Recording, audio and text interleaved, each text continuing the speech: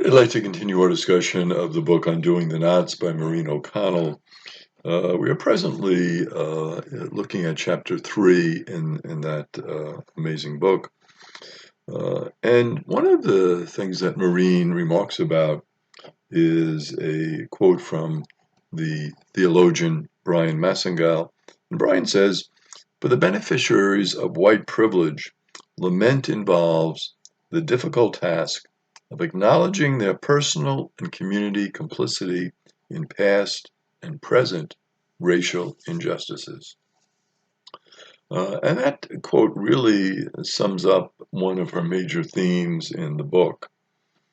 That when you look at the racial situation in the United States of America, you have to acknowledge that there is this reality called white privilege.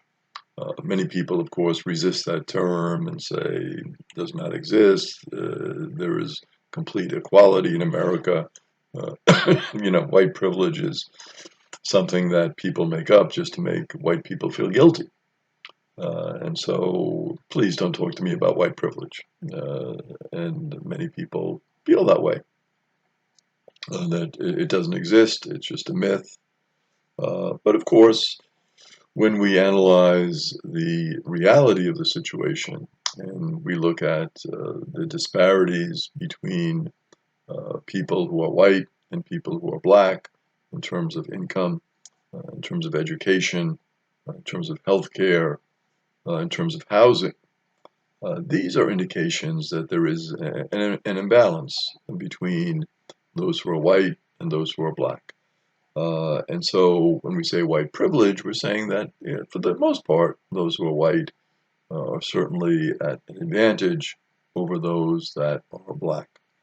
And of course, many white people say, well, it's not my fault, I didn't do it. And of course, we certainly understand that concept. But what Brian Massengill is trying to get at is a different understanding. And that is an understanding called lament. It's not about guilt. It's not about saying, well, I caused this, I'm responsible for this. The fact that so many black people don't have good housing, I didn't cause that. I didn't do that. That's not to make somebody feel guilty. But lament is to say that, there's a situation here that is really unfair when you look at it. When you take an overall look at the comparison between those who are white and those who are black. And so lament is that recognition of that, and that there is a personal and community complicity in past and present racial injustices. So how did those racial injustices get to be established? Well, they were established by practices, by people, by white people. Not necessarily that you did something as a white person, but somebody who was white, who was part of our white community, did something, enacted a certain law, established a certain practice, took exclusionary actions, and there is a complicity in terms of the involvement of white people in that. And so we have to take a look at that and say, well, there's a certain pattern here that has been established in our country that is not good. And we certainly have made progress in many of those areas. We have taken steps to remedy those injustices. We have passed laws. We have certainly tried to improve the situation. And we have to acknowledge that, certainly. But lament is saying that there is a complicity here. And Father Massengill is pointing out the fact that if we are white, we are part of this. And so we have to take a look at that.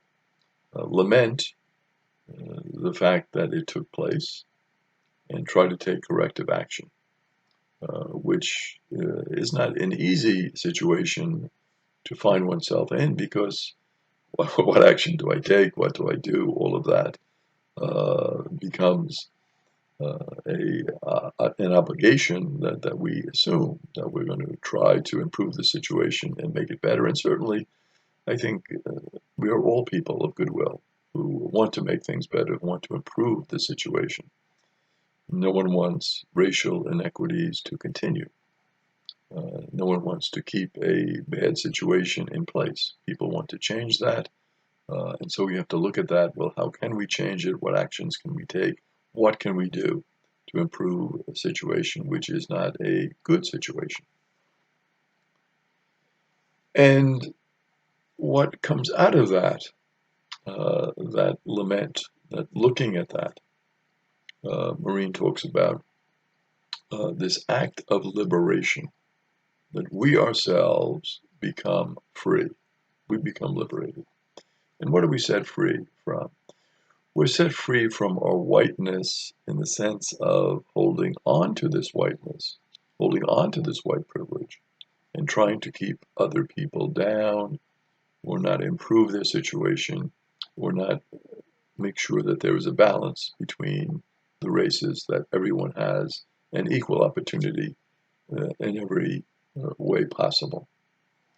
And that becomes then a liberation, a feeling of freedom, feeling that I've done something good.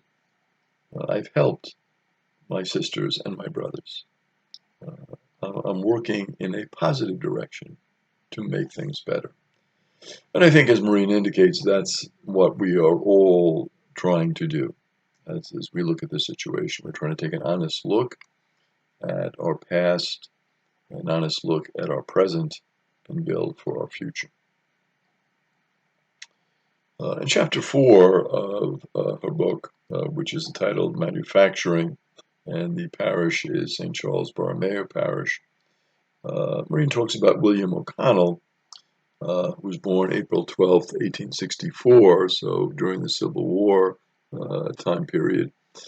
In the Civil War, we have to remember there were 600,000 dead and 1.5 million casualties. Black people were 10% of the population of the North, 8% in Chester County, 14% of Westchester in 1850, and 25% around 1900. So we see the growing number of black people that are coming to the North. Our United States bishops, in terms of the role of the Catholic Church, met in 1866. What they tried to work on was a uniformity of approach. They would try to get all of the bishops together because, unfortunately, what happened, of course, during the Civil War was that those bishops who were located in southern areas supported the South, northern areas supported the North, so there's this great split between the bishops. And so when they met in 1866, the idea was, well, what can we do to achieve harmony among all of the bishops? What can we do to bring all of the bishops together? The problem was there was no promotion of reconciliation and reparation. It was as if the war really didn't happen and the racial issue was not really addressed.